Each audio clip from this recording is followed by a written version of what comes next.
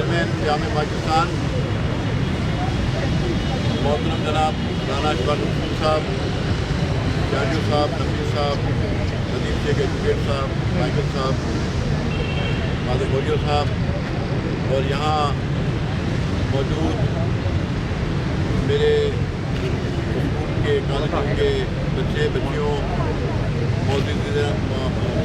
شہر، نمائندین شہر، میری ماؤں بہنوں، السلام علیکم۔ پاکستان زندہ باد۔ میں تو نہایت مشہور ہوں محترم جناب اقبال صاحب کا کہ مجھے آج کے اس تاریخی موقع پر، تاریخی دن کے موقع پر مجھ جیسے ایک سیاسی کارکن کو مجھے یہ موقع فراہم کیا کہ میں آپ کے ساتھ اس تقریب میں شرکت کر کے پاکستان کا پرچم لہرائیں۔ دوستوں، آج 11 اگست ہے۔ 11 اگست وہ تاریخی دن ہے جب یہ سندھ اسمبلی کی بلڈنگ میں، جو پرانی سندھ اسمبلی کی بلڈنگ ہے، اس میں قائد ملت محترم جناب لیاقت علی خان نے پاکستان کا پرچم متعارف کرایا تھا، اور اسی دن قائد اعظم محمد علی جناح قائد ایوان بھی منتخب کیے گئے تھے۔ دوستوں، یہ اعزاز صوبہ سندھ کے دارالحکومت اس کراچی شہر کو حاصل ہے کہ یہ پرچم بھی اس شہر میں متعارف کرایا گیا اور اس تاریخ سال سندھ اسمبلی کی بلڈنگ میں متعارف کرایا گیا۔ ضرورت اس بات کی ہے کہ ہم اپنے اسکولوں کے اندر، اپنے تعلیمی اداروں کے اندر ہم شاید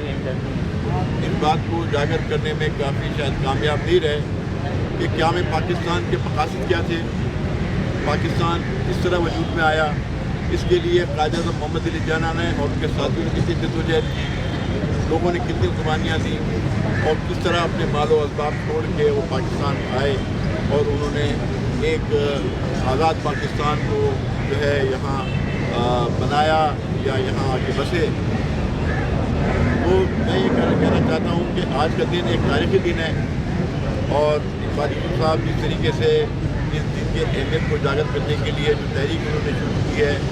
وہ قابل تعریف ہے اور قابل فخر بھی ہے۔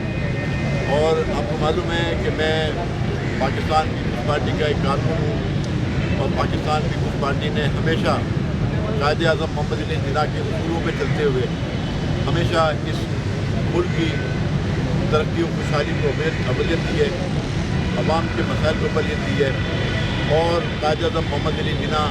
جو کہ بانی پاکستان ہیں، تو شہید الفقار علی بھٹو جو ہیں اس ملک کے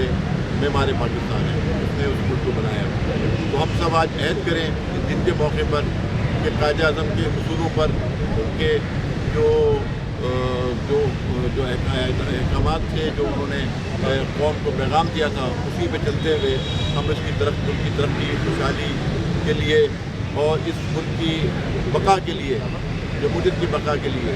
انشاءاللہ، اور اس پرچم کی سربلندی کے لیے ہم اپنی کسی بھی قربانی سے ڈریک نہیں کریں گے، اور دشمن کو کبھی بھی میلی آنکھ سے اپنے ملک کی طرف دیکھنے نہیں دیں گے۔ اب میں